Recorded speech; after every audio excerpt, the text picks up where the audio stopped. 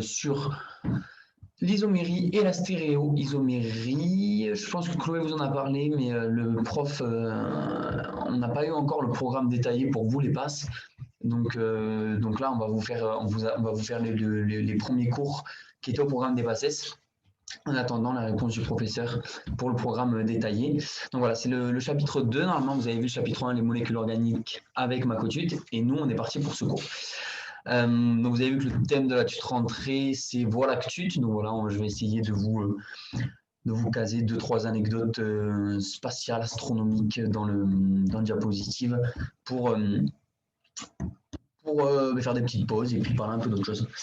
Ok, on est parti pour ce cours, ma foi, très intéressant. Donc en termes de... Ça ne marche pas. Ok. Donc on va parler, je vous fais vite fait le sommaire. Hein. Il va y avoir dans un premier temps, on va parler de l'isomérie plane, l'isomérie de constitution, des isomères de constitution, puis dans un deuxième temps de l'isomérie spatiale, également appelée la stéréoisomérie. Ça constituera vraiment la grosse partie de ce cours. On verra 2 grands types de stéréoisomérie, notamment celle de conformation et celle de configuration, qui sont très importantes à connaître. Ok, c'est parti. Donc on va commencer par... Pas du tout. On va commencer par une petite intro. Donc des définitions tout d'abord. Des isomères, déjà c'est quoi? Ce sont des espèces chimiques de même formule brute. Parmi ces isomères, on va distinguer les isomères tout, c'est-à-dire des espèces chimiques de même formule brute. Il va y avoir également des isomères de constitution qui vont différer par l'ordre ou la nature des liaisons. Et il va y avoir également les stéréoisomères dont l'ordre et la nature des liaisons sont identiques. On dit qu'il y a la même connectivité entre atomes, mais dont la disposition des atomes dans l'espace est différente. Ça, ce sont les stéréoisomères. On va parler maintenant de l'isomérie plane, donc de l'isomérie de constitution. Ces isoméries, elles ne sont pas tridimensionnelles. Elles sont repérées avec notamment les représentations planes que vous avez vues normalement avec Macotut dans le cours précédent, donc c'est-à-dire les représentations semi-développées, développées, topologiques, voilà, ça si vous voyez dans le cours 1. On va distinguer 3 types d'isomères. Les isomères de constitution, ou également appelés les isomères de fonction, c'est-à-dire des composés qui partagent la même formule brute. Il va y avoir également les isoméries de chaîne qui ont la même formule brute, les mêmes fonctions chimiques, mais qui ont un squelette, une chaîne différente. Et enfin, les isomères de position qui ont, elles, la même formule brute, les mêmes fonctions chimiques,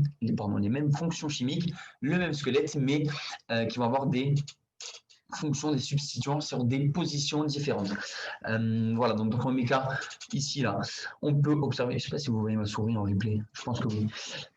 Dans le premier cas, en tout cas, là, on voit des isomères de position, c'est-à-dire que ces 2 molécules, elles ont la même formule brute, hein, donc c'est C6, je vais y arriver, H12O, mais les fonctions et les chaînes, elles sont différentes. Okay, on a d'un côté une cétone, d'un autre côté un éther, et voilà, les chaînes, d'un côté, on a un hexane à gauche et un propyle de N-il à droite. Donc voilà, isomérie de constitution. Dans le deuxième cas, on a des isoméries de chaînes. Donc, les 2 molécules, elles ont la même formule brute, C6H12O, comme la molécule d'avant. Elles ont la même fonction. Cette fois, on n'a pas, non pas une cétone et un éther, mais 2 cétones. Mais par contre, les chaînes sont différentes, c'est-à-dire qu'on a toujours un hexane et un 4-méthylpentane. Tout à l'heure, c'était un propre de N-il. Voilà, chaînes différentes.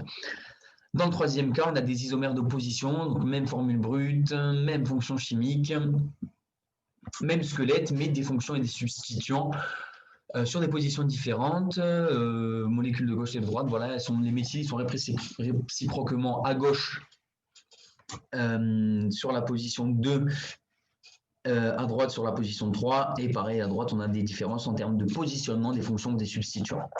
Voilà pour l'isomérie de constitution, l'isomérie plane, voilà, c'est vraiment une partie mineure de ce cours. Ce qui va vraiment nous intéresser, c'est l'isomérie spatiale, donc la stéréoisomérie.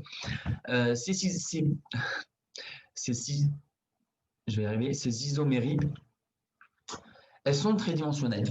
Elles ne sont pas repérables avec les représentations planes, contrairement à ce qu'on a vu tout à l'heure avec tout ce qui était formule semi-développée, développée, topologique, ça on ne peut pas s'en servir ici. Par contre, elles sont repérables avec les représentations spatiales que vous avez également dû voir dans le premier cours, c'est-à-dire les représentations de Kram, de Newman, de Fischer. On va distinguer 2 types de stéréoisomères, les stéréoisomères de conformation, qu'on appelle également les conformères, donc un stéréoisomère de conformation est un conformère. En fait, ça va être quoi? Ça va être des molécules, en fait, la disposition, des molécules dont la disposition dans l'espace de ces atomes constitutifs, elle change suite à des rotations autour de simples liaisons. Les liaisons, ce qu'on appelle également les liaisons simples, c'est les liaisons sigma ou les liaisons carbone-carbone. Okay, donc, quand on n'effectue que des rotations, le passage d'un conformère à un autre nécessite peu d'énergie. A contrario, les stéréoisomères de configuration, ici, la disposition dans l'espace de ces atomes constitutifs, elle change sans tenir compte des différences liées aux rotations autour des liaisons simples. C'est-à-dire que contrairement à ce qu'on a au-dessus, si on effectue seulement des rotations autour des liaisons, ça ne va pas changer de configuration. Okay, on change de conformation, mais pas de configuration. On va devoir, pour passer d'un stéréoisomère de configuration à un autre, on va devoir casser des liaisons. Et ça va nécessiter beaucoup d'énergie pour passer donc d'un isomère à l'autre. On est bon pour ça. Donc ça, c'est le petit point introduction. Maintenant, on va parler des stéréoisomères de conformation, qui sont moins importantes que celles de configuration, mais il y a quand même 2-3 notions importantes à savoir. Premièrement, on va parler des composés acycliques, également du coup linéaires. Si ce n'est pas dans un cycle, c'est linéaire. Si ce n'est pas cyclique, c'est linéaire, pardon. Tout d'abord, la molécule d'éthane, CH3 de sa formule brute. On va avoir deux types de configuration, de conformation, pardon. Oula. Donc dans les composés acycliques, on a des rotations libres autour des liaisons sigma, c'est ce qu'on a vu tout à l'heure, d'accord? Alors, on va avoir deux types de conformations importantes à connaître. La première, ça va être la conformation décalée, qui est synonyme de conformation étoilée. Attention, souvent, je vais vous piéger, c'est pas grave, je me crame, mais sur les termes décalé, étoilé, éclipsé, faites attention, gardez bien les synonymes en tête, c'est important, le prof aime bien ça. Donc, deux types de conformation. Conformation décalée, dans cette conformation-là, les atomes ils sont les plus éloignés les uns des autres, c'est-à-dire qu'ils ne sont pas superposés en vue Newman. C'est donc le conformère le plus bas en énergie, le plus stable, car avec le minimum d'interaction, une faible gêne stérique. Okay, qu'est-ce que c'est la gêne stérique? L'encombrement stérique, en fait, c'est la gêne provoquée par la disposition et le volume d'une partie d'une molécule lors de l'approche d'un réactif ou d'une autre partie de la molécule. Okay, en gros, voilà, ce sont les interactions qui peuvent se passer. Plus on est éloigné, moins il y a d'interaction, plus on est stable et plus on est surtout majoritaire. Sur le diagramme, qu'on va voir un peu, qu'on voit juste ici, D c'est au minima d'énergie. Voilà, ici par exemple, sur tous les petits D, là, on a des conformations décalées, des conformations étoilées. On a un petit exemple également, en vue Newman, on voit que les H sont les plus éloignés les uns des autres. Ils sont décalés, ils sont en forme d'étoile, voilà, si on peut avoir un petit moment mémotechnique, et donc avec le minimum d'interaction entre eux, donc le minimum de gêne stérique. A contrario, toujours, la conformation éclipsée, c'est la conformation où les atomes sont les plus proches les uns des autres, c'est-à-dire qu'ils sont superposés en vue Newman, comme on voit sur le petit schéma ici. C'est comme une éclipse, en fait, quand on a une éclipse soleil-lune, vous voyez des trucs comme ça, c'est quand l'un passe devant l'autre et donc on a un maximum d'interaction. C'est le conformère le plus haut en énergie, le moins stable et donc le plus rare, le moins majoritaire. Parce que donc il y a le maximum d'interaction et le maximum de gènes stériques, mot important à connaître. Voilà, si vous avez des questions, ben là on ne peut pas interagir, c'est un peu dommage. On va avoir un live, préparez vos questions pour le live ou posez tout simplement sur le forum. C'est important de bien comprendre en chimie organique ce qui se passe et non pas d'apprendre par cœur. Voilà, donc sur le diagramme, c'est le petit E, c'est ce qui est représenté par le petit E. On a un maximum d'énergie parce qu'un maximum d'interaction. Ok, donc voilà pour ces deux conformations. On passe maintenant à la molécule de butane, qui est un peu plus complexe que la molécule d'éthane, qui avait que 2 atomes de carbone. Là, on en a 4. Et donc, on va avoir 4 types de conformations. Ok. Ah oui, je ne vous ai pas dit dans la diapo jusqu'avant, on a vous voyez, il y a un petit angle là qu'on appelle l'angle dièdre θ. En fait, c'est un paramètre pour évaluer la variation d'énergie potentielle associée à la déformation moléculaire par rotation interne. Donc en fait, tout simplement, ça c'est des mots bavards pour dire que c'est ce qui va caractériser l'angle entre deux molécules et donc qui va pouvoir déterminer l'énergie de la molécule. Plus on est loin, plus c'est stable, plus c'est majoritaire. Voilà, donc c'est pas trop important, mais pour structure générale. On va avoir 4 types de conformations donc pour la molécule de butane. Alors, je vous ai dit pourquoi c'est plus compliqué, parce qu'il va y avoir les 2 carbones en fait au centre. Ils sont plus accrochés à 3 atomes d'hydrogène, comme on avait tout à l'heure pour l'éthane. on va avoir également d'autres méthyles, d'autres groupements CH3. Les groupements CH3 ils sont plus encombrants, donc la gêne stérique elle est maximisée entre deux groupements méthyles. Bref, passons à ces 4 types de conformation. Ce que je vous ai dit là, on s'en fiche un peu. Ce qu'il faut retenir, c'est ces 4-là. De la plus stable à la moins stable. On a en plus stable l'anti, c'est-à-dire que les deux groupements méthyles ils sont opposés. C'est là où on a le minimum de gêne stérique, le minimum d'énergie, donc la forme majoritaire, comme tout à l'heure. Anti, on voit qu'on a ici et ici. Là, on prend moins en compte la place des atomes d'hydrogène. On va voir pourquoi après. On prend surtout les méthyles entre eux. Okay, j'espère que vous êtes calés en conformation de Neumann. Vous voyez qu'on a les deux, mais on a 4 carbones, donc il y en a 2 qui sont au centre là. Hein, okay, et un au-dessus, un au-dessous, on est en anti, ici on inverse parce qu'on a fait une rotation complète. Voilà. Ensuite, on a les deux conformations qu'on a vues juste avant, la conformation de décalé étoilé, qui est un peu moins stable que l'anti, mais plus stable que l'éclipsé. Les deux méthyles ils sont un peu plus proches, pardon. Vous les voyez ici. Ici. Attendez, je dis n'importe quoi. Non, c'est bon, c'est ici. OK. Donc voilà, vous voyez qu'on a un peu plus d'énergie pour la conformation d'anti, mais toujours moins qu'en signe ou en éclipsé, comme on a vu tout à l'heure. Pour la conformation éclipsée, on a encore un peu moins stable parce que toujours les CH3 se rapprochent. OK, on est ici, on est ici. Et enfin, la conformation de signe, c'est la moins stable parce que les deux CH3, les deux groupements méthyles, ils sont adjacents. C'est là où on a le maximum de gène stérique. On se répète, mais donc le maximum d'énergie et donc la forme minoritaire. Ok, j'espère que c'est bon pour ces 4 conformations. On est bon pour l'isomérite de conformation, il me semble. Pas du tout. Là, on est bon pardon, pour les composés acycliques. Maintenant, on va passer aux composés cycliques. Il y a plus de subtilité à capter, si je peux me permettre. Donc, on y va. Les composés cycliques, donc le cyclohexane, on va surtout parler du cyclohexane et de ses dérivés. Tous les atomes de carbone dans un cycle ils sont hybridés sp3. On a donc une géométrie tétraédrique. Pour respecter les angles au centre, qui sont de 109,25 degrés, on s'en fiche, il faut limiter l'encombrement stérique et donc relâcher la tension du cycle. Tout ça, ça signifie qu'en fait, le cyclohexane, qu'on voit ici, il n'est pas plan comme on voit ici, il est pas plan. Voilà, on va voir après qu'il a une conformation de type chaise qu'on va détailler tout de suite d'ailleurs. Il n'est pas plan. Ok, très important à savoir.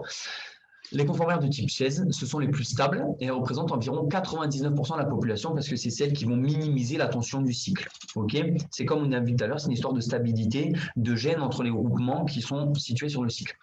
Sous sa forme chaise, le cyclohexane il présente 2 types d'hydrogène. On va avoir ça en position axiale, qu'on voit en rouge, ici, c'est ceux qui sont verticaux par rapport au plan du cycle. Et on a ceux en position équatoriale, ceux qui sont en position horizontale par rapport au plan du cycle. Ce sont ceux ici en bleu. Okay, ici, on a une conformation de type chaise classique. OK. En passant d'une chaise à l'autre, les positions elles vont s'échanger. En passant par d'autres conformères, okay, les substituants qui étaient en position équatoriale ils passent en position axiale inversement, en passant par d'autres conformères. Donc, on a notamment l'enveloppe qui est très énergétique, donc peu commune. On a également les conformations croisées, bateau, voilà. Tout ça, connaissez les 3 noms, mais en termes d'énergie, tout ça, juste retenez que c'est les conformères de type chaise qui sont les plus stables, car minimum en énergie, on se répète, la répétition est à la base de l'apprentissage. On passe maintenant toujours à ces composés cycliques, pardon, donc le cyclohexane et ses dérivés. Et on voit que si on a la présence de substituants sur le cycle, la structure la plus basse en énergie elle correspondra à celle où le maximum de substituants est en position équatoriale. Équatoriale, on rappelle que c'est horizontal. Pourquoi? Tout simplement parce qu'on va avoir moins d'encombrement stérique. Okay, regardez par exemple ici, si on a un groupement méthyle, donc le groupement le plus lourd, qui est en position verticale, en position axiale, on va avoir d'autres interactions avec les hydrogènes positionnés en position axiale sur le cycle, eux qui n'ont pas le choix. Par contre, si on place le méthyle en position équatoriale, donc en position horizontale, on n'aura pas toutes ces interactions avec les autres plans du cycle. D'ailleurs, si la règle précédente, donc le fait que le maximum de substituants soit positionné en position équatoriale, si cette règle n'est pas respectée, on va avoir une déstabilisation en position axiale à cause d'interactions 1,3 diaxiales. Alors pareil, non très important à connaître, on l'explique vite fait. Interaction, pourquoi? Parce qu'il y a les atomes d'hydrogène qui vont interagir. Pourquoi 1,3? parce qu'il va avoir des interactions avec les hydrogènes situés en 1, 2 et en 3. Ok, diaxial, parce que les deux hydrogènes sont en position axiale, tout simplement. Voilà, bien comprendre les mots, ne pas apprendre bêtement par cœur.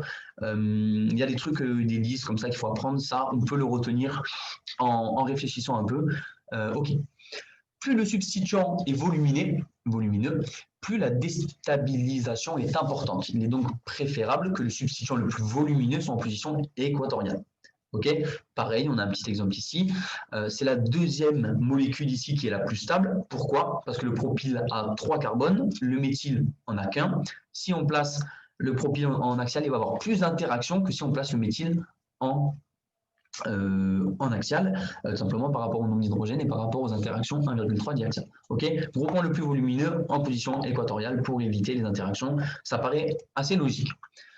On passe maintenant à la grosse partie de ce cours, très importante mais également très intéressante, en toute objectivité, hein. C'est la stéréoisomérie de configuration. On a 2 cas présentés ici autour de centres stéréogènes.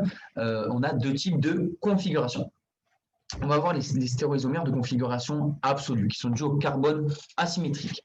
Ok, vous allez le plus souvent voir ça naît le C étoile. Voilà, ça ce sont les carbones asymétriques.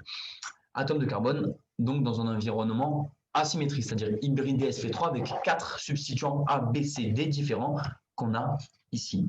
Ok, 4 groupements différents, hybridé sp3, géométrie tétraédrique, que vous avez peut-être déjà vu en chimie générale. Je ne sais pas exactement le programme.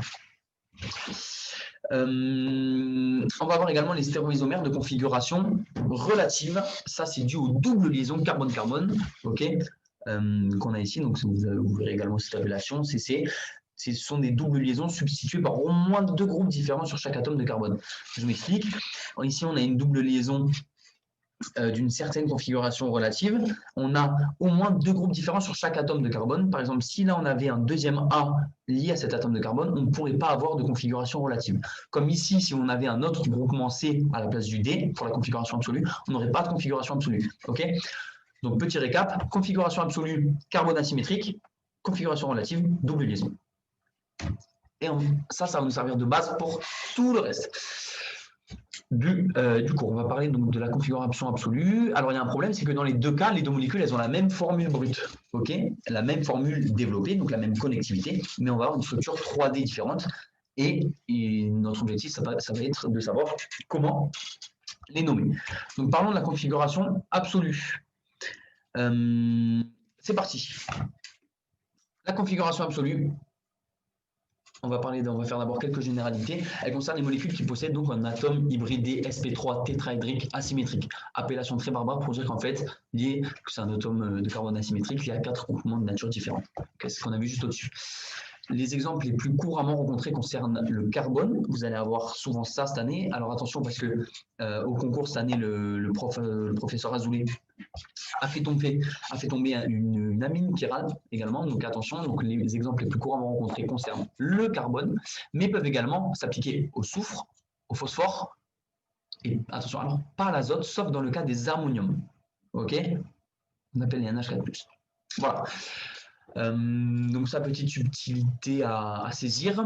Ensuite, la rotation autour des liaisons et l'angle de vue n'ont pas d'effet sur la configuration absolue. Très important, ok. La rotation, on a vu que c'est surtout pour les stéréoisomères de conformation. Donc quand on est dans le cadre des stéréoisomères de configuration, on ne se soucie pas. J'ai une belle coupe de cheveux, c'est chouette. On ne se soucie pas de la rotation autour des liaisons et de l'angle de vue. Ok, ça n'a pas d'effet sur la configuration absolue. Sur la conformation, peut-être, pas sur la configuration absolue. Ok. Il existe seulement 2 configurations possibles dans la configuration absolue. Ça va être la configuration absolue R et S. Ça, on va détailler après ce que c'est et comment on fait pour déterminer si c'est R ou S. Donc voilà, il existe seulement 2 configurations possibles pour un carbone asymétrique. Pour passer de l'une à l'autre, il est nécessaire de casser ou d'interchanger de liaison. Okay, toujours pareil, on a vu tout à l'heure, si vous vous souvenez, conformation, on peut tourner, configuration, il faut casser les liaisons. Voilà. Qu'est-ce que sont des énantiomères, très important, ça va vous suivre tout au long de votre carrière de chimiste organique. Ce sont deux molécules qui ne sont non superposables, mais image l'une de l'autre dans un miroir. Ok? Alors, on l'a ici. Image l'une de l'autre dans un miroir, mais ce ne sont pas les mêmes, elles ne sont pas superposables. Deux molécules image l'une de l'autre dans un miroir, mais non superposables. Ok, très important. Ici, on a les deux configurations R et S, on voit qu'elles sont inversées. Ok, pour une même molécule, configuration absolue. Voilà, on a ici les. Vous voyez qu'en fait, ça interchange. Je vais y arriver. On casse les liaisons, pardon, pour changer de configuration absolue. Attention, il ne suffit pas de tourner dans le blanc, ok, comme les stéréoisomères de conformation, on l'a répété moult fois. Partie très importante, très intéressante, c'est ça que vous allez avoir le plus en chimie organique, c'est le programme ne change pas, c'est là comment on détermine une configuration absolue. Pour ça, je vous ai fait un autre petit précis, je ne sais pas si vous connaissez ce truc, le précis, c'est sur quoi je suis là. Je trouve ça un peu plus dynamique et puis c'est un peu plus esthétique que les PowerPoint, vous me direz. En fait, ici, on a plus d'1,7 milliard d'étoiles qui figurent donc sur cette image qui est à ce jour la plus détaillée qu'on ait de la Voie lactée. Il y a eu un recensement astronomique introduit par le satellite Gaia, envoyé par l'Union européenne, qui a scruté la lumière visible dans toutes les directions et on a profité pour mesurer avec précision la position de milliards d'étoiles, okay, y compris en dehors de notre galaxie, jusqu'à des centaines de milliers d'années-lumière. Donc, je vous laisse imaginer.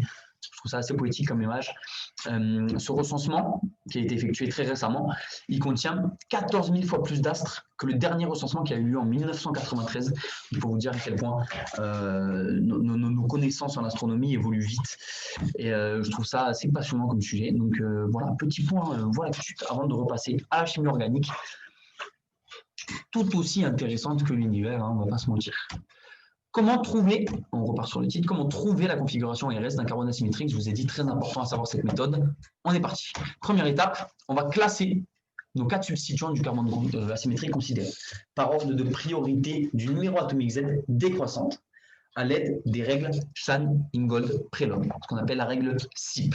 Okay, on classe nos 4 substituants par ordre de priorité décroissante en fonction du numéro atomique Z. On va illustrer tout ça. Les règles de SIP, de Shan, Ingold, de Prelog, il y en a 3. La première, c'est un ordre de priorité des atomes, groupement, est établi par valeur décroissante du numéro atomique Z et du nombre de masse A pour distinguer les isotopes, mais ça, on s'en sert quasiment jamais. Je vous donne 2 astuces je vais y arriver. Je vous donne 2 astuces pour tout simplement vous aider dans cette méthode. La première, c'est l'ordre décroissant du numéro atomique. L'ordre décroissant du numéro atomique. Ok. Alors, c'est les atomes les plus courants que je vous donne ici. Ok. Bien sûr, il y en a d'autres, mais ça, c'est ce dont on va servir le plus souvent. Donc, Irène braqua calmement son flingue. On nous cacha à l'hôtel. Ok, donc l'iode a un numéro atomique plus important que le brome, plus important que le chlore, que le soufre, que le fluor, que l'oxygène, que l'azote, que le carbone, que l'hydrogène, qui a donc le numéro atomique le plus faible. Ok. La deuxième astuce, c'est que lorsqu'un atome d'hydrogène est lié directement au carbone, ce dernier, il sera toujours en 4e position. Ce sera toujours le plus léger. Hein, on le voit par rapport à cet ordre-là. Ok. On passe à l'exemple. Ici, on a un carbone asymétrique, ok, qui est lié à 4 groupements différents. On peut donc déterminer la configuration absolue. Par exemple, si on avait un carbone lié à 2 H, un chlore et un méthyle, ok, si on avait un H à la place du I, pas de configuration absolue parce que ce n'est pas un carbone asymétrique. Très important, c'est la première étape, c'est l'étape 0 entre guillemets. On a donc dans ces 4 groupements un hydrogène, dont le numéro atomique est égal à 1, un carbone, dont le numéro atomique est égal à 6, qu'on a ici, un chlore dont le numéro atomique est égal à 17 et un iode dont le numéro atomique est égal à 53. Alors, il y a certains numéros atomiques que vous allez retenir, les autres en général, ils vous seront peut-être donnés. Ok. L'atome prioritaire, ça va être donc l'iode, parce que c'est le plus lourd, avec le numéro atomique Z le plus important. Ensuite, on va avoir le chlore, ok, puis le carbone, puis l'hydrogène. On fonctionne en fonction du numéro atomique, du plus lourd au moins lourd. 1, 2, 3, 4. Ok. On les a ici avec les petits numéros atomiques. Première règle, c'est ça. La deuxième règle, c'est que s'il y a une détermination au niveau du premier atome, par exemple, juste après, C'est une détermination au niveau du premier atome, il faut examiner les atomes du second rang auquel la règle 1 est appliquée à nouveau. Ok, on va faire la règle 3 d'affilée, puis ensuite on va faire l'exemple, on va réunir les deux règles, vous allez voir qu'elles s'intriquent un peu. Dans le cas de liaison multiple, dans le cas de double liaison ou de triple liaison, l'atome lié, il est répété deux fois si c'est une double liaison, 3 fois si c'est une triple liaison, en faisant apparaître les atomes fictifs fantômes entre parenthèses. Alors, on va illustrer. Ok. Ici, on a un atome de carbone asymétrique, il y a 4 groupements différents. Est-ce qu'on est bien d'accord? Parce que c'est pas parce qu'il est lié à un C ici, que ça y est, il n'est pas asymétrique. Il est asymétrique parce qu'il faut regarder tout le groupement qui suit. Ok, on a un C, ici il y a un O et un OH et une double liaison avec un oxygène. Ici, on a 3 hydrogènes. Ok, voilà. Il ne suffit pas de regarder le premier atome. Donc là, on est d'accord qu'il y a indétermination au niveau de ces deux carbones. Okay, c'est le même atome. Si on regarde qu'au premier degré, on a donc l'azote qui est qu'on peut déjà placer prioritaire parce qu'il a un numéro atomique plus élevé que l'hydrogène et que le carbone. Et on peut également numéroter l'hydrogène en 4 puisque c'est le plus léger parmi les 3 autres. En revanche, donc, il y a une détermination pour les 2 atomes du carbone au rang numéro 1. On va donc chercher au rang numéro 2. Et c'est là que la règle 2 prend tout son sens. S'il y a une détermination au niveau du premier atome, c'est ce qui se passe ici, il faut examiner les atomes du second rang, auquel est appliquée à nouveau la règle numéro 1. On va donc au rang suivant. Le C1, il est lié à 3 hydrogènes. Okay, le C2, il est lié à un oxygène par une simple liaison et un oxygène à un autre oxygène par une liaison double. Règle numéro 3 qui prend son sens. Dans le cas de liaison multiple, double. Ici, l'atome il est répété ici 2 fois, en faisant apparaître les atomes fictifs fantômes entre parenthèses.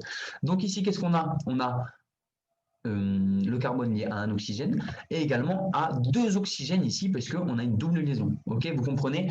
Tout ça, c'est fictif. C'est pour ça qu'on le met entre parenthèses. Okay, en fait, là, il est entre parenthèses, il est dans un carré rouge, mais c'est bien l'atome fictif.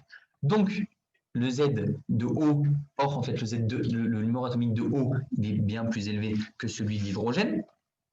Donc C2, il est plus lourd que C1, il est prioritaire sur C1. Est-ce que vous me suivez? On a donc le classement final qui donne l'azote en 1 parce qu'au premier degré, c'est celui qui a le numéro atomique le plus élevé. On a en 2 le C2 parce qu'au second degré, il a un numéro atomique plus élevé en ajoutant les 3 hydrogènes qui sont bien plus forts que les 3 hydrogènes ici. En 3, on a le C1 et en 4, on a l'hydrogène. Okay, vous allez voir faire plein d'entraînements. On en a déjà à la fin en plus des entraînements. On va en faire pendant le live et tout. Donc, retenez pour l'instant déjà cette... sur le web. Retenez pour l'instant ces règles-là, ces exemples. Et ensuite, on s'entraînera, vous allez voir, dans les détails. OK? Ça, c'est la première étape. Une fois qu'on a notre classement, on va projeter sur un plan perpendiculaire, on va projeter notre molécule sur un plan perpendiculaire à l'axe de la liaison C étoile 4, carbone asymétrique 4.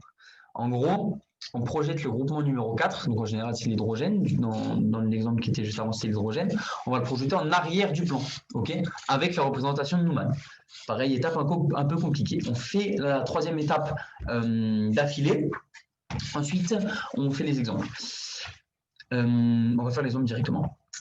Ici, on a donc, c'est la même molécule que tout à l'heure, enfin que le premier exemple, on a en 1 l'iode, en 2 le chlore, en 3 le carbone, en 4 l'hydrogène.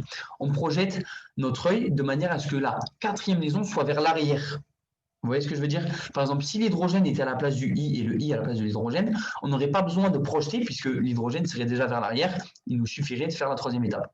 Là, il faut projeter notre œil pour que la liaison qui est ici dans le plan, l'hydrogène, il faut regarder par en dessous la molécule pour voir l'hydrogène vers l'arrière. Vous comprenez, c'est une histoire un peu de visualisation. Une fois qu'on positionne notre œil ici, qu'on regarde vers le haut pour avoir l'hydrogène, on tombe sur cette vue. Avec l'hydrogène qui est en arrière, donc vers la gauche quand on regarde en dessous, le chlore qui est vers la droite, vers l'avant, donc vers la droite quand on regarde en dessous, et le CH3 qui est donc dans le plan vers le bas. Ça, c'était la 2e étape. 2e étape, c'est regarder, on projette le 4e groupement vers l'arrière. Ce n'est pas tout le temps l'hydrogène, mais souvent ce sera l'hydrogène. On projette vers l'arrière. Si c'est dans le plan, il y a tout ce travail de visualisation à faire. Si jamais il est déjà en arrière, on ne bouge pas. Okay, mais ça, c'est une petite astuce que je vais vous donner tout à l'heure. 3e étape, on parcourt les 3 autres substituants dans l'ordre décroissant de priorité, donc du plus grand au plus petit. Si on tourne dans le sens, quand on dit on parcourt, en fait, ici, on regarde, on fait 1, 2, 3. Okay, on les classe dans un ordre décroissant et on les parcourt. Si on a un sens de rotation qui est horaire, on a une configuration rectus, une configuration R.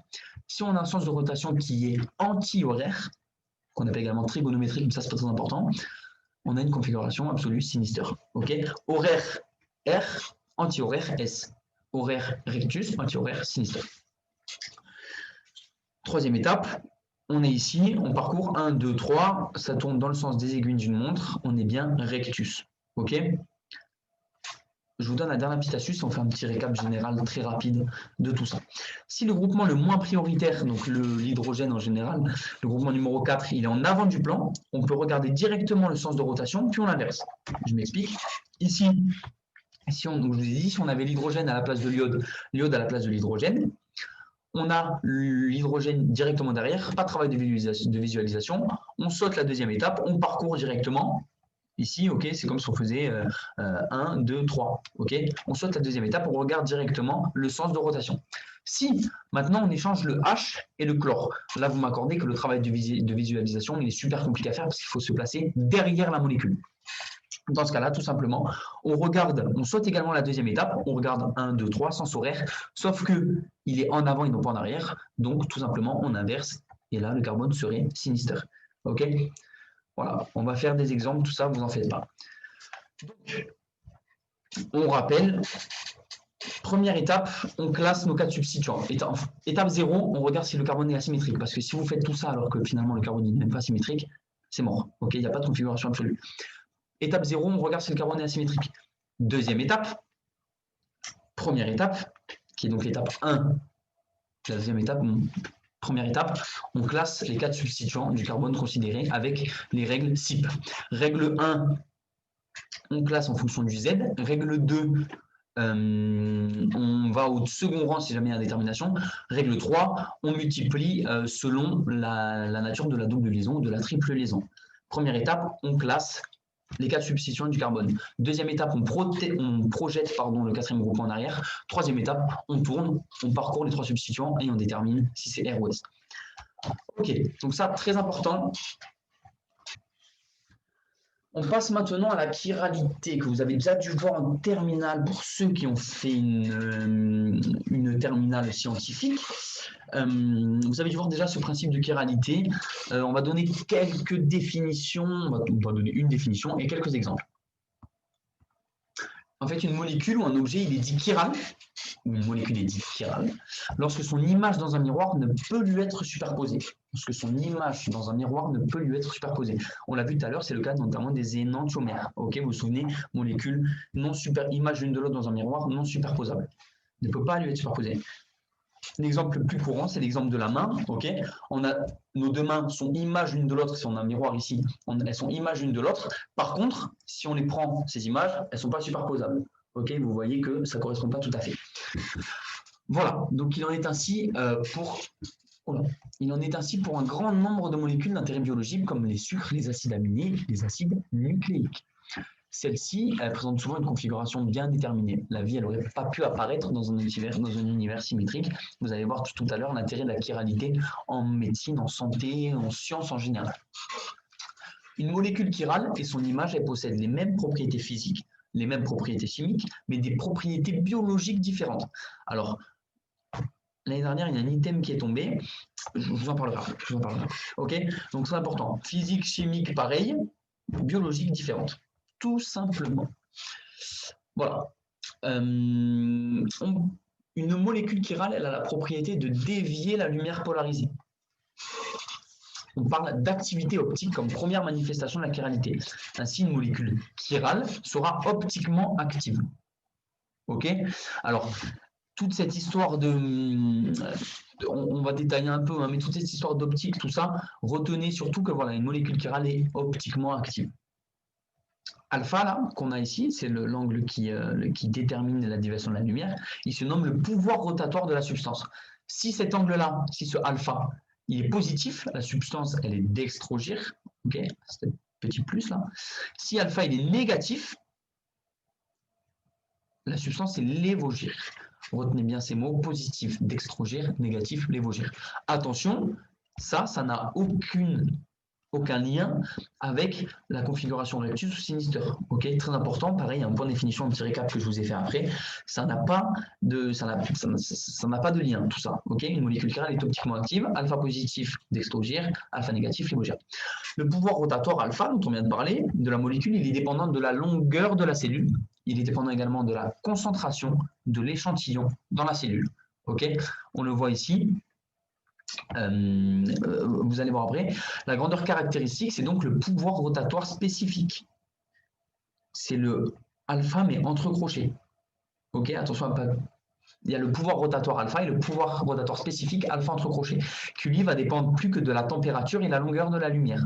Alors, un peu compliqué parce que en fait quand il dit que ça va plus que dépendre que de la température et de la longueur de la lumière, on voit ici que comme alpha dépend déjà de la longueur de la cellule et de la concentration de l'échantillon dans la cellule, alpha c'est divisé par ça, le pouvoir rotatoire spécifique il va plus que dépendre que de la température et de la longueur de la lumière. Ça c'est des mathématiques, c'est des notions assez compliquées, le prof ne détaille pas trop.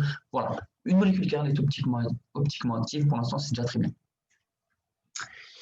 Deux énantiomères, elles ont un pouvoir rotatoire spécifique, donc ce qu'on vient de parler là, de même valeur mais de signes opposés. Ok, ça paraît logique puisque ce sont deux molécules dont la configuration absolue est opposée. Donc ce sont les mêmes molécules mais non superposables, image l'une de l'autre. Ça a le même pouvoir rotatoire spécifique, mais de même valeur, mais de signes opposés. Okay, on le voit ici sur la molécule, il y en a une qui est de 23,1 dans le sens positif, l'autre qui est son image dans un miroir non superposable, qui est 23,1 également, mais de signe négatif. Okay, tout simple. Alors, l'expérience de Pasteur de 1849, elle consiste en fait à séparer des molécules dextrogir et des molécules lévogir des tartrates, pardon, je vais arriver, des tartrates. Pasteur, c'est le premier à avoir mis en évidence la chiralité. En observant sous microscope des sels d'acide tartrique, il s'est aperçu qu'en fait que certaines formes faisaient dévier la lumière d'un côté et certaines formes opposées de l'autre côté. Ok, donc c'est ce qu'on a ici. Ok, l'expérience de Pasteur. Voilà, c'est comme un peu comme tout à l'heure. Ok, ici on a des énantiomères, il y en a une qui est dextrogir, l'autre lévogir, donc ça dévie la lumière de même, entre guillemets, intensité, mais d'un côté ou de l'autre. Ok, j'espère qu'on est bon pour ça. C'est la petite expérience de Pasteur, c'est un petit point plutôt culture générale. Hein. Pareil, il faut essayer de comprendre plutôt que d'apprendre bêtement par cœur tout ça. Pour dévier la lumière polarisée, un objet chiral, il doit répondre à certains critères d'asymétrie. Il n'y a pas n'importe quel objet chiral qui peut dévier la lumière. Okay. Pour dévier la lumière, un objet chiral, il doit posséder obligatoirement au moins un centre stéréogène. C'est quoi un centre stéréogène? C'est un centre chiral. C'est un carbone asymétrique. Okay, nous, dans ce qu'on a, c'est un carbone asymétrique. Un centre stéréogène, un centre chiral, ça peut être autre chose qu'un carbone asymétrique. Mais ça, on ne le voit pas cette année et puis c'est pas très important. Donc, on peut avoir une molécule possédant un seul carbone asymétrique. Une molécule possédant un seul carbone asymétrique est toujours chirale. Ok, c'est ce qu'on a ici. Atome de carbone asymétrique. C'est ce qu'on a ici. Un seul atome de carbone asymétrique est toujours chiral. Une molécule sans carbone asymétrique est peut-être chirale, ça c'est ce que je vous ai dit tout à l'heure, c'est pas forcément carbone asymétrique, on le verra moins cette année, mais c'est possible. Donc là par exemple, c'est le cas des alènes ou des cyclobutanes, ok, un nombre pair de carbone, un nombre pair de liaisons doubles. Retenez le nom alène, il s'en sert des fois, le prof, voilà, retenez que c'est une molécule qui est chirale sans posséder de carbone asymétrique. Et le dernier cas, c'est qu'on va avoir une molécule possédant plusieurs carbones asymétriques qui peut également être chirale selon la géométrie. C'est le cas des cyclopropanes. Vous voyez que dans tous ces cas-là, il est impossible de superposer la molécule à son image dans un miroir. Ok. Voilà, donc pour dévier la lumière, ça doit posséder au moins un centre stéréogène. En même temps, c'est logique parce que si on avait une molécule qui était symétrique, avec un plan de symétrie, qui possédait un plan de symétrie, ce serait plutôt logique qu'on ne puisse pas dévier la lumière parce que pas d'élément dans la molécule qui puisse, entre guillemets, trancher entre la déviation, entre à gauche ou à droite. Voilà, donc ça ne relève pas de mes connaissances, de mes compétences, mais il y a des fois, il y a des choses comme ça qui paraissent un peu plus logiques. Deuxième critère, une molécule chirale ne doit posséder aucun, ce que je viens de vous dire, plan de symétrie, centre de symétrie ou axe impropre. Alors, retenez, j'ai eu une question cette année par les passés qui me demandait si centre impropre et axe de symétrie, ça marchait, tout ça. Non, pareil, je ne saurais pas exactement dire pourquoi. Le prof l'utilise pas. C'est vraiment centre de symétrie ou axe impropre. OK. Ici, vous voyez qu'on a un plan de symétrie. Ici également, bon, faut les trouver, hein. Mais donc, c'est pas chiral. OK, c'est achiral, c'est symétrique.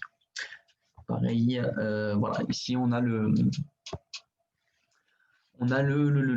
vais y arriver. Pareil, il trouve des centres de symétrie, tout ça, bon. Pas très important, retenez que pas de plan de symétrie, pas d'axe impropre, pas de centre de symétrie. Voilà, je vais y arriver. OK. Alors ça, c'est un petit récap de tout ce qu'on a vu jusqu'à présent avec quelques définitions pas mal importantes. Il y a différentes façons d'exprimer la chiralité. Okay, il y a même 3 façons, il y a même 3 critères pour exprimer la chiralité. Il y a l'activité optique, ça c'est ce qu'on a vu tout à l'heure, dextrogir positif ou également D, ça c'est les 3 appellations que je vous ai mises en vert, ou lévogir moins L. Okay, il y a également la configuration absolue qu'on peut maintenant déterminer, je ne sais pas si l'explication était très claire, j'ai essayé de vous détailler un maximum, rectus R sinister S, et il y a également la dénomination de fissure D ou L, donnée par le carbone asymétrique de plus fort indice, ça c'est, voilà, vous voyez en biochimie, je ne sais pas si vous allez le voir cette année, très intéressant aussi ce cours, ça on ne l'a pas vu dans mon cours, c'est de là qu'on a vu, activité optique, configuration absolue. Point attention que j'ai vu si il aurait fallu le mettre en police 56, c'est grave souligné. Il est important de noter qu'un énantiomère dextrogir ou lévogir n'est pas forcément rectus ou sinister. Okay, c'est vraiment 2 notions différentes, super important. La première notion, l'activité optique, ça va décrire la déviation de la lumière, alors que l'autre notion, la configuration absolue, c'est qu'une dénomination distinctive entre 2 molécules, OK, R et S. Donc voilà, vraiment 2 notions différentes, super important, je vais vous piéger, je vous garantis que je vais vous piéger. Il y en a qui vont tomber dans le piège, qui vont m'insulter, mais c'est comme ça, c'est super important à savoir. Quelques définitions pareilles à connaître. Une molécule avec N atomes de carbone, elle peut avoir jusqu'à 2 puissance N stéréoisomères. C'est des maths, on s'en fout, on retenait N atomes de carbone, 2 puissance N stéréoisomères, ça paraît en plus logique. Donc on va avoir les diastéréoisomères. Première stéréoisomère, c'est-à-dire que ce sont 2 molécules non images l'une de l'autre dans un miroir et en plus non superposables. Donc c'est ni image ni superposable. Retenez, diastéréoisomère, c'est rien. C'est un terme générique. Ce sont des isomères de stéréochimie. OK. Ensuite, on a les énantiomères dont on a déjà donné la définition. Là, en l'occurrence, ce sont 2 molécules images, mais qui ne sont toujours pas superposables dans un miroir. OK. On a des configurations totalement opposées. Il y a un petit schéma ici que je trouve assez cool. Vous voyez, OK, énantiomère, diastéréoisomère, OK, miroir, pas miroir, superposable, pas superposable. C'est assez bien fait. Ensuite, on a des épimères. Ça, c'est un terme technique, pareil comme les 2 autres. Ce sont des molécules dans la configuration absolue d'un seul carbone asymétrique diffère. Ça s'emploie dans le cas où les molécules présentent plus de 2 carbones asymétriques. Pourquoi? Parce que dans le cas où on a un énantiomère, on a 2 molécules avec 2 carbones. Si on n'a qu'un qui change, c'est comme des énantiomères. Si on a 2 qui changent, on retombe sur la même molécule, donc épimère. Parce que quand on a 3, 4, 5, 6 carbones asymétriques, il n'y en a qu'un seul qui change. Dans ce cas-là, entre 2 molécules, on parle d'épimère. Mélange racémique, pareil, normalement, c'est vu en notion terminale scientifique. J'ai bugué. Mélange racémique, voilà. Un mélange composé à parts égales, donc 50%, 50%, des 2 énantiomères d'une substance chirale. Alors, on prend une substance chirale, on voit son énantiomère à travers un miroir, on les met ensemble à parts égales dans un milieu réactionnel, ça nous fait un mélange racémique. Voilà, ça c'était assez important, toutes ces petites définitions, tout ce petit récapitulatif. Je trouve ça pas mal de voir ça, d'avoir un point de vue global sur toutes ces définitions. On peut un peu s'y perdre au début, mais vous allez voir que ça va vite venir. Jusqu'à présent, on était donc dans la configuration absolue, la chiralité. Maintenant, on va passer à la configuration relative. Souvenez-vous, c'est avec les doubles liaisons. Jusqu'à présent, on était basé sur les carbones asymétriques. Là, on est sur les doubles liaisons. Cette configuration relative, elle concerne les molécules qui présentent donc, je le répète, une double liaison carbone-carbone et dont les substituants sont différents 2 à 2. C'est ce que je vous ai dit tout à l'heure. Là, la double liaison ici, elle est très substituée par le même groupement d'atomes. C'est-à-dire que d'un côté de la double liaison, on a 2 mêmes atomes. Okay, ils ne sont pas différents 2 à 2. Donc, on ne peut pas avoir de configuration relative. Quand les substituants sont identiques d'un même côté, on n'a pas de configuration configuration relative Z2. Par contre, ça ne veut pas dire que si on a par exemple un CH3 ici, un H, les substituants ils ne sont pas différents entre ici et ici, mais ils sont différents entre eux. Ils sont différents 2 à 2. OK, à retenir aussi, parce qu'il y en a il y a des problèmes avec ça. Si on a CH3H, CH3H, on peut déterminer. On peut déterminer. Il suffit que d'un côté de la double liaison, on n'ait pas la même les deux mêmes substituants. Voilà. Donc on comprend vite que pour passer d'un isomère à l'autre, il est nécessaire de rompre le système pi de la double liaison. On est toujours, on rappelle, dans la stéréoisomérie de configuration, donc il va y avoir une demande énergétique plus importante que lors d'un changement de conformation. Conformation, on répète encore une fois, c'est des rotations de liaison. Conformation, on tourne. Configuration, on casse. Demande énergétique importante, contrairement à la conformation. Alors, vous en faites pas, on est bientôt arrivé à la fin de ce cours. On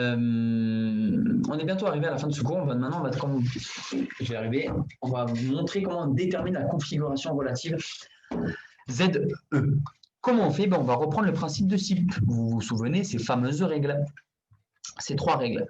Alors, c'est beaucoup moins compliqué que pour la configuration absolue. On va tout simplement se placer d'un côté de la double liaison. Voilà, on va se placer d'un côté de la double liaison. On va repérer le groupement avec le numéro atomique le plus faible et celui avec le numéro atomique le plus élevé. C'est la première étape. On va tracer les flèches du Z le plus faible au Z le plus élevé. Deuxième étape. On répète les 2 étapes précédentes de l'autre côté de la double liaison. On a un exemple ici. On se place d'un côté. Le plus fort, c'est le C, le moins fort, c'est le H. OK, très facile.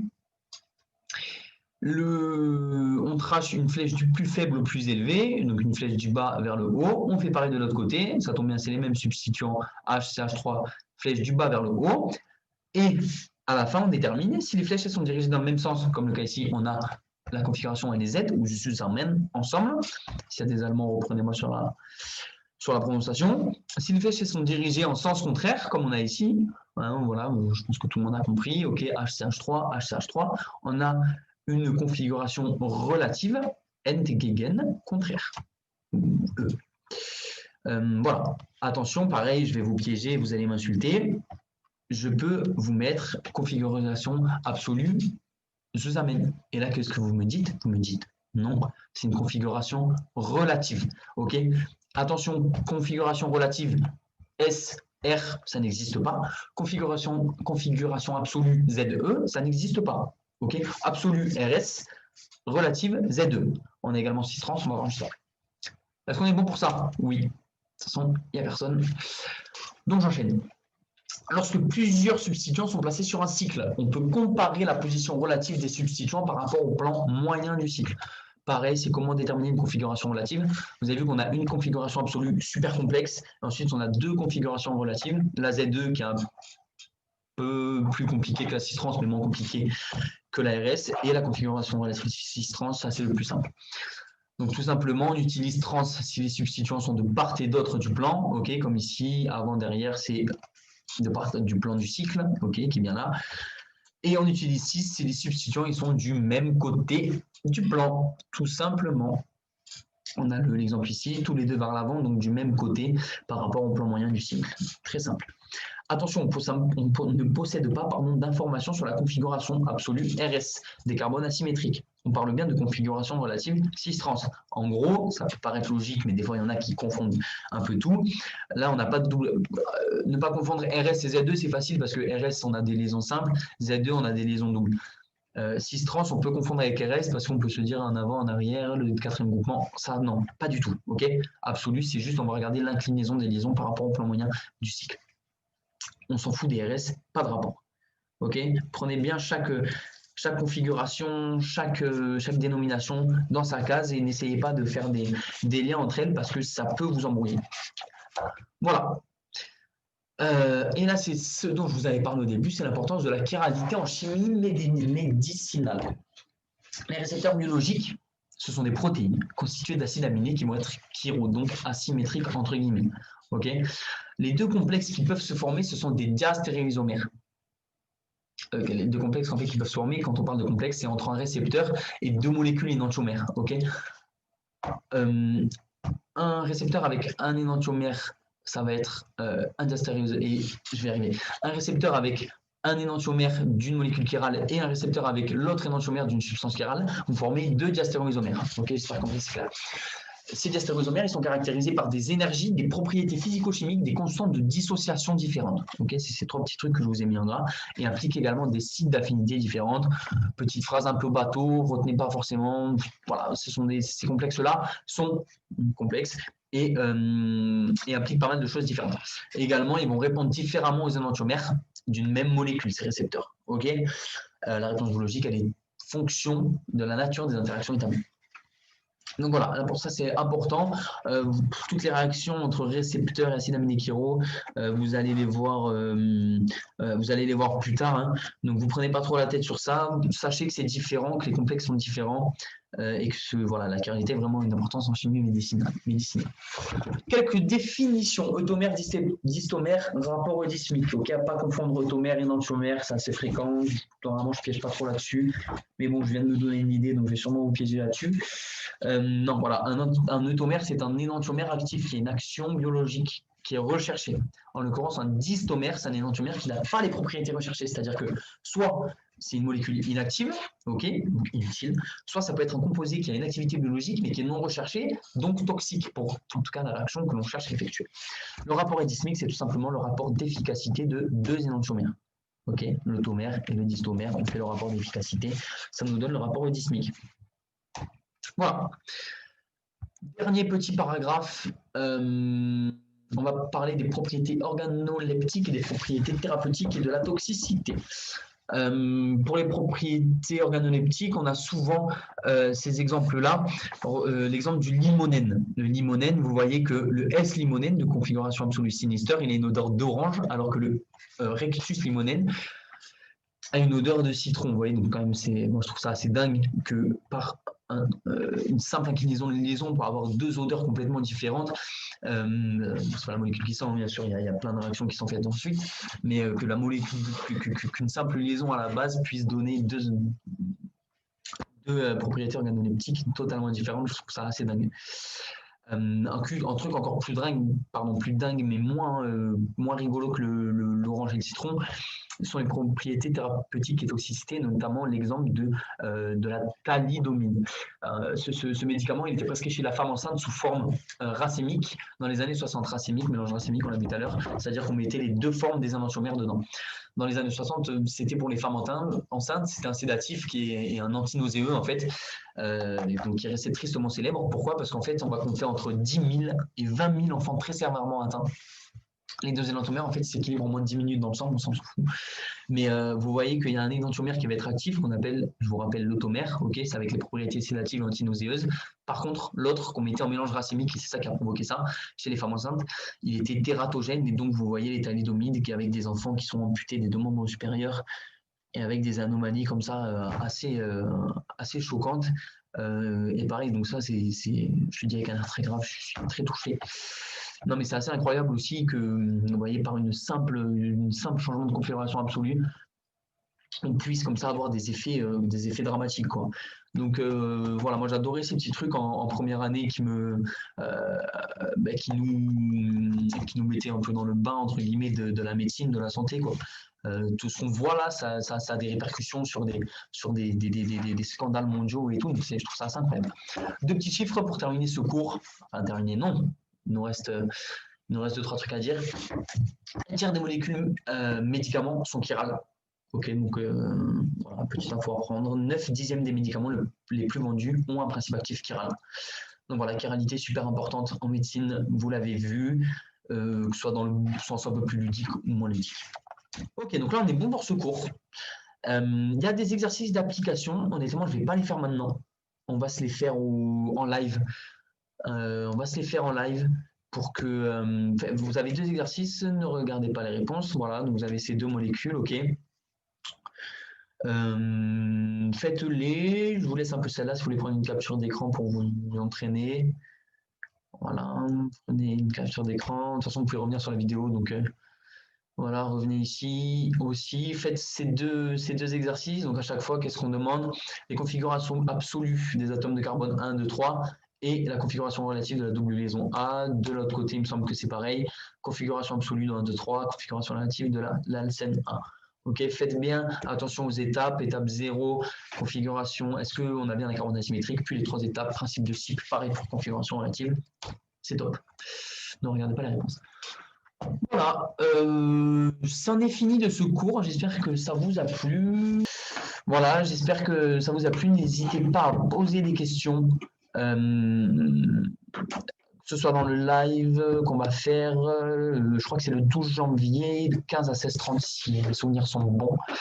Voilà, vous avez le 3e cours qui vous attend en chimie organique, sur les effets électroniques et tout, vous allez vous régaler. Et je vous laisse avec 2 petites citations. Voilà, vous lisez-les, je trouve ça beau parce que lié comme ça à l'astronomie, à la poésie, je trouve ça beau. Qui sont de moi d'ailleurs, hein, c'est deux citations. Non, c'est pas vrai. Hein, il y en a une donc voilà, il y en a une qui est de Stephen Hawking, un cosmologiste, un scientifique, si je dis pas n'importe quoi, voilà, cosmologiste physicien, pardon. Allez voir également le film, hein, Une merveilleuse histoire du temps, qui est un très bon film, qui relate la vie de Stephen Hawking. Il y en a une d'Elon Musk, le célèbre PDG de SpaceX et Tesla. Voilà. D'ailleurs, vous savez que Elon Musk, il est détesté de pas mal d'astronomes parce qu'avec toutes ces innovations et tout qui sont incroyables, hein, mais il fait vachement d'interférences radio et de pollution lumineuse. Donc il y a pas mal d'astronomes qui se plaignent de lui parce que lui, il veut explorer un maximum. Il envoie des centaines de satellites. Il me semble que j'avais vu qu'il voulait créer une sorte de chaîne de 60 000 satellites. C'est un truc assez dingue, quoi.